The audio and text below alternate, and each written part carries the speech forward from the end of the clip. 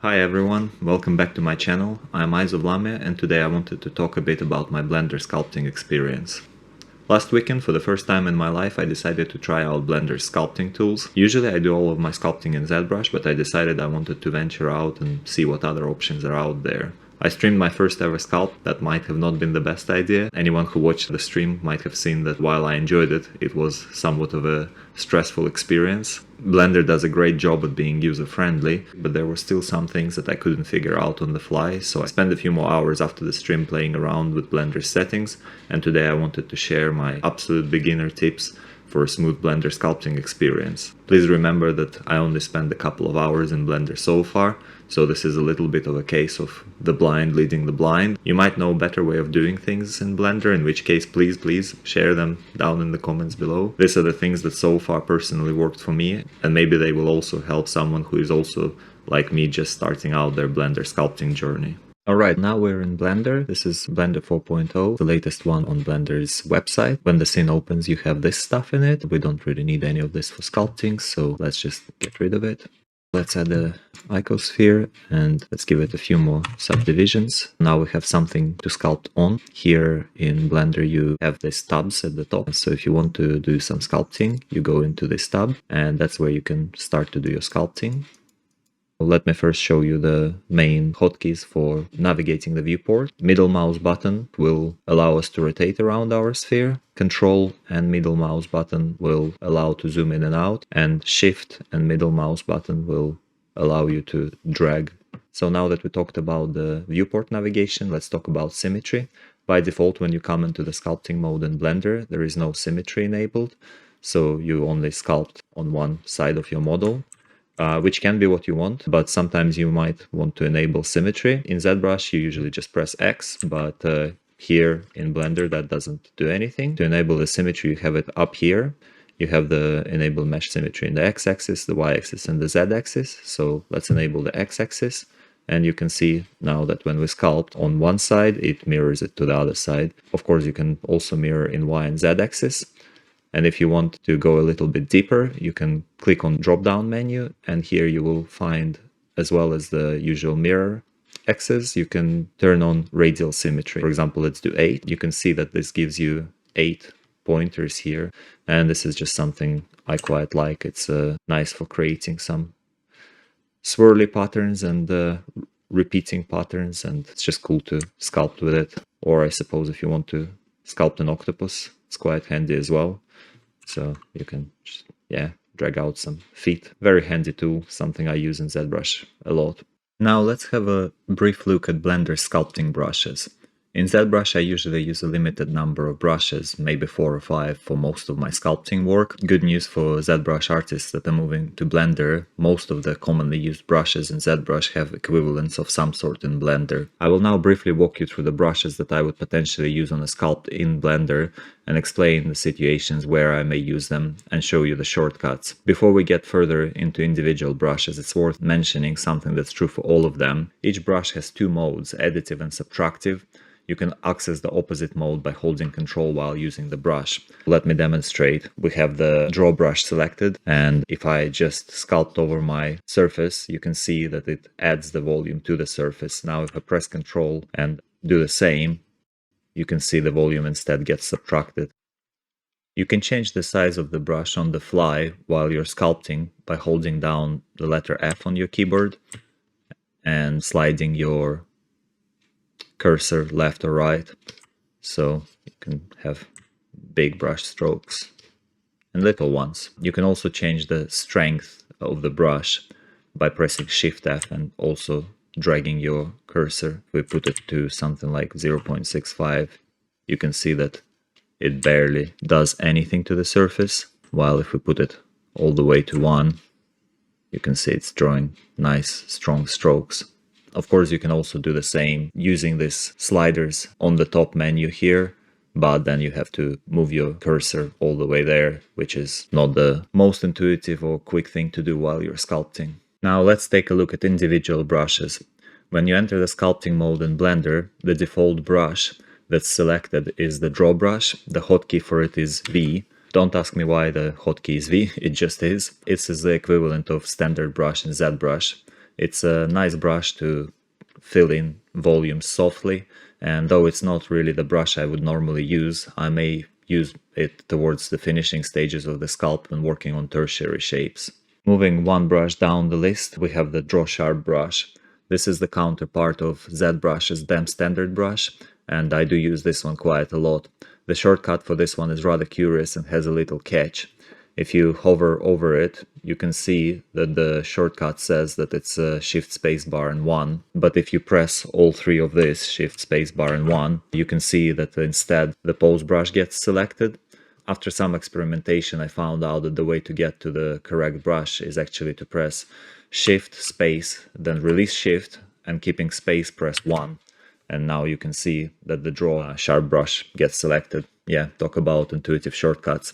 But once you know this trick, there is no problem. And this brush is a really great brush for marking things up on the model. For example, if you want to mark out where your muscle groups go or something like that. And also it's a really nice brush to create things like wrinkles or maybe cloth folds. And yeah, I do use this brush all the time. Next brush is the Clay Strips brush. It's the fourth one on the list here. This one is the holy grail of brushes. This is the one you want to take on a desert island. 90% of the time that's the brush that I would use. The shortcut for it is nice and easy. It's just letter C on the keyboard. This brush can act similar to both Clay Buildup brush and Clay Tubes brushes in ZBrush depending on the settings. And it's a really powerful brush to quickly establish shapes and volumes. This is the brush that I would use to get most of my primary and secondary shapes blocked in. Further down still is the Inflate brush. The shortcut is I. As the name suggests, this brush is useful to inflate volumes, and this comes very handy when you're blocking in shapes at the early stage to just quickly add the volume and establish proportions.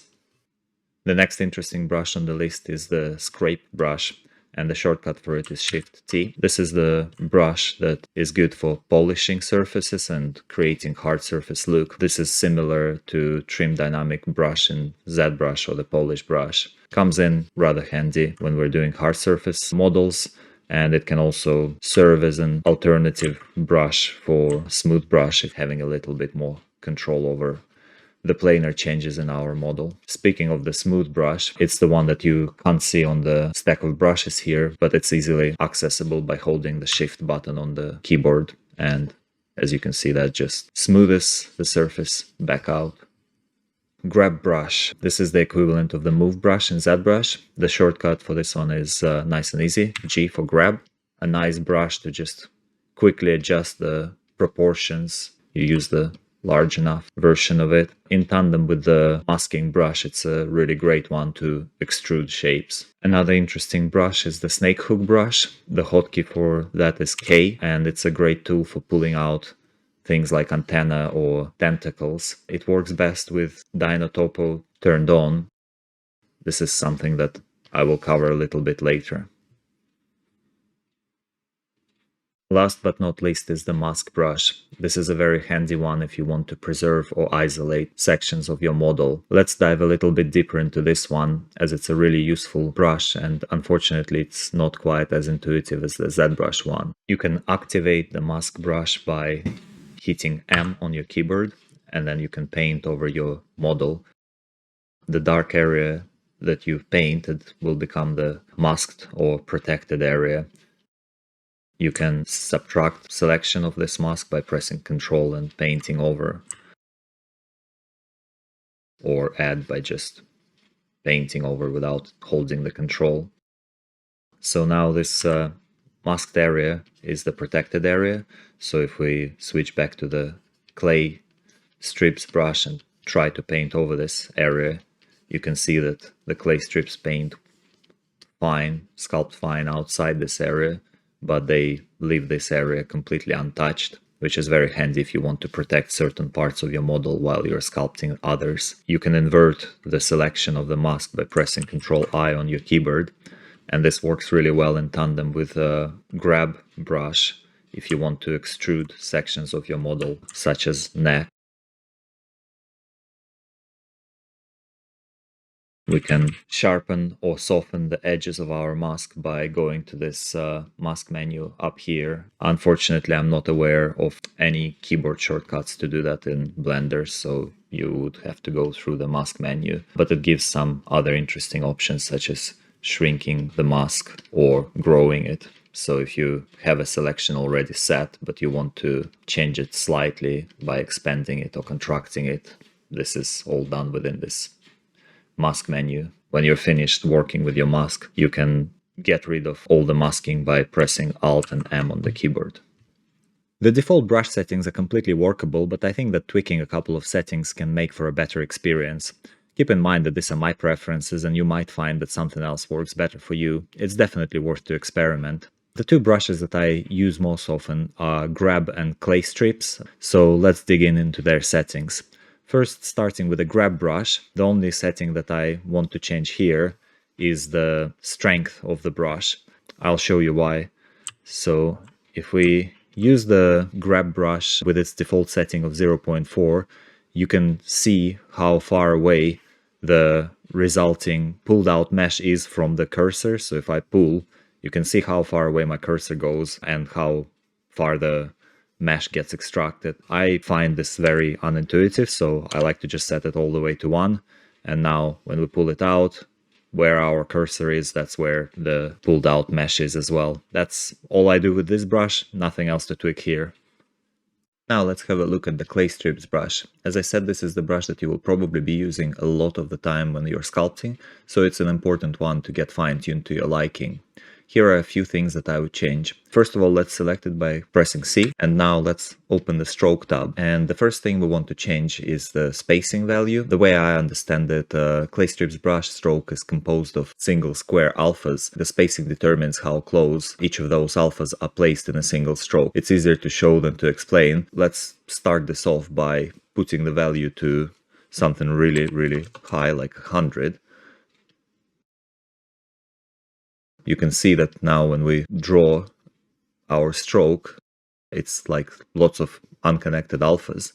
And if we reduce it a little bit, let's say to a value of 50, you can see this alphas start to overlay each other and become placed closer. And now let's go to the something even smaller, like 20, and you can see that the stroke is becoming smoother.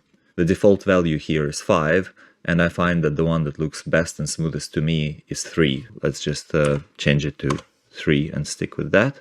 You can see how much smoother it is, but parameter that's really going to make a difference to your smoothness of the stroke, that's the input samples down here. The higher you set it, the smoother your stroke will be, and you just have to be careful to find the good balance between performance and smoothness. So for me, I find that that value is around 8. Yeah, you can see there's not a huge difference between 8 and 16, and it's a little bit faster. The last thing I wanted to mention is, by default, this brush is set up to work the same way as clay buildup works in ZBrush. And by that I mean that if you start putting this stroke and going back over it, you can see that it builds up the volume. This is good for building quickly volumes, but if you wanted to act more like clay tubes brush in ZBrush, you need to go into the advanced settings and make sure that this accumulate tick box is switched off. Now if you go over the same stroke multiple times, you can see that it doesn't push the volume out. You would actually have to release your mouse or your tablet and then go over the strokes with each new stroke, and then it will accumulate the shape. This is quite handy in some situations, so it's good if you're not building up big volumes, but you would rather come in and just do small little changes and fill in and smooth out the volumes. This is very handy. Play around with this accumulate on and off and see which one works best for you. If you're coming from ZBrush, you will know exactly the difference, because clay buildup and clay tubes are basically the same brush with the accumulate on and off, so same thing is true for Blender. The last thing that I want to change is the radius unit. I want to switch it from view to scene. What this does, it ensures that no matter how far you're zoomed into your model, the brush size stays consistent, and I'll show you what I mean. If we have it on the view mode and we draw a stroke, and then we zoom in into our model and draw another stroke, you can see that the brush size is relative to how far away from the model we are. And if we zoom out without changing the size of the brush stroke and draw another stroke, you can see the further away we are from the model, the bigger our brush stroke in relationship to the model is. And this is something that I find very counterintuitive when I'm working. I like to zoom in and out of my model, have a look around it. So I prefer to just keep it on the scene. It makes sure that the stroke is uniform no matter how far we are. We can zoom out, draw a stroke, we can zoom in and draw a stroke, and you can see that all the strokes have the same size. And what's important to remember is this radius unit is something that applies to all the brushes in Blender. So once you change it, it's going to be true for all brushes. This is the equivalent of having dynamic size brushes turned on in ZBrush. Now that we covered the brushes, let's talk about remeshing. Our mesh is composed of little triangles called polygons. I will turn on the overlay wireframe so you can see what I'm talking about. The more polygons we have, the more detail we can add to our sculpt. Remeshing allows us to determine how dense the mesh will be.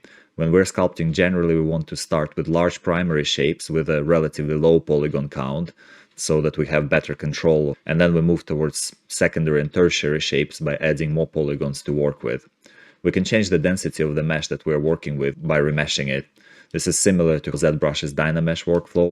First of all, we want to determine how large we want the polygons to be by pressing R on the keyboard, and this gives us this grid where we can slide the cursor left and right, and this will determine how dense we want our remesh to be. So let's say we want it here. Pressing Ctrl R will remesh our sculpt. You can see now it's a lot more sparse, while if we go and make it really dense and press Ctrl R again, you can see this is much denser mesh, so we can paint a lot more detail onto it. The remeshing process also helps to evenly spread the polygons across our entire sculpt, that allows to sculpt without encountering artifacts. Let me show you an example of how this would work by using the grab brush. Let's switch to grab brush. Let's pull out a little chunk of our model. You can see that when we pulled it out, the underlying geometry, the polygons, got highly distorted. What this means is that if we try to sculpt there now, our stroke will be very deformed. Let me demonstrate using the Draw Sharp brush. If we draw over the main section of our model, you can see the stroke is nice and clean, while if we go to this bit which has been pulled out, you can see it's all really distorted. This is because there's just not enough polygons there to paint on, and also they're stretched. If we hit Ctrl R again, this will remesh and spread the polygons out evenly, so you can see this bit has now the same polygon flow as the rest of it. And now if we sculpt there with the same Draw Sharp brush, you can see that our stroke here is the same type of quality as we get on the main model. We also have an option for subdivision to happen dynamically on the fly, instead of hitting Ctrl R every time. To enable this, we can turn on the Dyntopo tick box. Now that we have it on, parts of the sculpt mesh will automatically subdivide where more detail is added. The default value for this Dyntopo is a little bit large, so I like to put it down to something like 3 pixels. And now I can demonstrate you how it works with something like the snake hook brush, which is a perfect companion for Dyntopo. If we pull out the section of the mesh with the snake hook brush, you can see that it automatically subdivides and retopologizes this part of the mesh only, and adding more detail where it's needed. If we turn off Dyntopo and try snake hook without it, you can see the results are pretty horrible. But with it on, you can create some nice elegant shapes right away. It's worth to keep in mind that Dyntopo only works with certain brushes, and it can also quickly create a very dense mesh, so I would use it with caution, but it's great if you want to just quickly add details without constantly thinking about remeshing. The default sculpting material in Blender didn't really click with me, because I couldn't read the volumes and shapes very well with it, and also it sort of blends in with the background. But good news is it's easy to change it. At the top right of our viewport, we have this different viewport shading options, and by default we have this second one selected, which is the display in solid mode. If we click this arrow, it will bring down a drop-down menu, and if we click on this Matcap preview, it will show that we have a wide range of selection of different matcaps that we can apply to our sculpt just by quickly pressing and selecting them. Matcaps are special type of materials that already have the lighting and reflection information baked into them, so they will stay consistent from whichever angle you sculpt, regardless of the lighting and environment in your scene. Sometimes it can be helpful to check how your sculpt looks like in different lighting scenarios. One way of doing that is to go to this drop-down menu again, switching to the Studio tab, enabling this wall space lighting option, and then using the rotation slider to rotate your light around your model and see how it affects it from different angles. We also have some different materials to explore here by clicking on the material preview again and selecting a different material type. There are also some interesting look options for both material and viewport further down here. For example, you can turn on the shadow and cavity options. You can change the background color for better reading of your shapes by going to the viewport here and changing this, for example, to a darker background. We can also change the color of the material by going to single and picking a different color. There is lots of options here to explore and fine-tune to your liking. If you want even more fine control over your sculpt lighting and material, you can jump into the material preview mode, which is this one over here, and create a custom material. The material that we have assigned to the model now is the default material that Blender creates. I personally like having finer control over the specular highlight, and I will show you the custom material that I created and how that responds to the different HDRIs. So here is my M-Sculpt custom. You can see that when we change the HDRIs now, it really changes the look of the entire model. I really like using this HDRI. You can see how this material makes it easier to see the volumes and planar changes of the model. A single soft specular highlight or no highlight at all can be more flattering for a presentation. If we switch here, might actually look like a nicer sculpt, but it actually hides quite a lot of mistakes in the forms. So having a material with a soft specular highlight as a base and a sharper highlight on the coating layer helps to read the forms of the sculpture a lot better. So let's quickly walk over the steps that are needed to get a material similar to this in Blender. First thing we need to do is go to our shading tab. The default material that Blender assigns to your model will look something like this. And you can see this one doesn't have any of those specular highlights that I talked about. So the first thing we need to do is to create a new material for our model, and we can do that by clicking this new material button here. You can see it renames the material as well as creates a new one. Let's name it something. Let me just go over the parameters that I usually tweak. First of all, I drop the base color a little bit down because I feel the default one is too bright and you can't actually see the highlights. You can see already there are some highlights showing up here, the specular ones, just with the base color down a little bit. And now I want to put my roughness up a little bit higher to 0.6, so this will create the more smooth highlight for the bigger planar changes. Let's crank our IOR a little bit more so it's a bit easier to see. Then we want to go down to the coat and add a bit of a highlight here. This is going to be our secondary tighter highlight. For the moment, let's put it at 1, just so we can see easier how it behaves. And you can see this one is very, very tight right now. We don't want it to be quite this reflective, so let's just put the value down to something like 0.2. It's a little bit of a less sharp highlight now, but it allows us to see the planar changes quite well. And the last thing I do is go into the specular tab here, and I play between the values of IOR level for our primary, like wide highlight, and then the weight of the coat. And I try to just balance between the two and see what works best.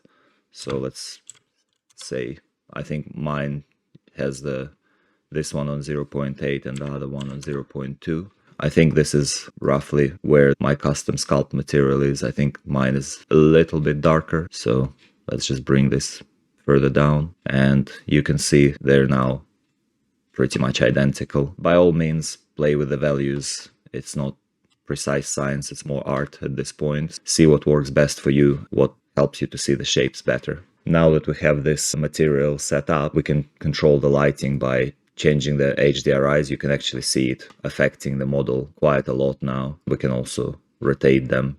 I think this is probably my favorite HDRI out of all of them. Another neat lighting trick that we can do is actually adding lights into our scene. I have some over here that are hidden currently, and if I unhide them, here they are. But you can see they're not currently affecting the model. It is still being lit only by the HDRI. In order to fix that, we can go down here, make sure that we select scene lights. Now our lights are affecting the model, and we can decide whether we want to keep the HDRI or completely get rid of it and only light the scene with the lights. And as you can see, when we move the light or change its intensity or anything, it updates in real time, which is very handy. So now whenever we're sculpting, we can first set the lights similar to how we want them to be in the final shot and already see how the model will look like. One thing to note is that when we change between the different tabs like the layout, sculpting, etc., these options are separate for each different viewport. So over here, in order to have the same result as in the layout mode, we need to again enable the scene lights and reduce the strength of the HDRI, and now they should be matching each other. This is something that you need to keep in mind, that whenever you switch between the tabs, these options stay based on whatever you had in this tab, so it won't be uniform across all of them. And the last really cool thing is that we can preview how our model would look like when it's rendered with physically correct shaders and lighting immediately by switching to the next viewport shading mode, which is the display render preview. If we switch to this one and change our render engine to cycles instead of Eevee, you can see straight away we're getting a much more physically correct preview of our lighting and materials with the shadows and everything. Again, here you have the very similar options, whether to use the scene lights or only the HDRI. This is a little bit of a slower preview to update, so it's not really possible to sculpt here, but you can very quickly just switch over between the two for a quick look, see what needs to be fixed, and then just go back, which is really handy. You never have to leave Blender. In fact, you never have to even have a separate scene. So this is it so far for my Blender sculpting tips. If I come across any other cool things, then I'll make sure to share them with you. But hopefully this is already good to get you interested and started with sculpting in Blender. Thanks a lot for watching. Cheers! Alright, this is it, so hopefully some of these tips were useful to you. You can just follow this video to set up your own scene, or if you want you can grab my scene from the download section on my website. If you want, you can also subscribe to my newsletter there. I will leave the link down below in the description, check it out. If you found this video useful, please consider leaving a like and subscribing to my channel. It really helps to push my art forward. If you think I missed something or have any other tips about Blender sculpting, please leave them in the comments down below. I'm sure it will be useful not only to me, but to anyone else who comes across the channel and watches this video. And as always, thank you very much for watching. Keep sculpting, keep making art, keep being awesome.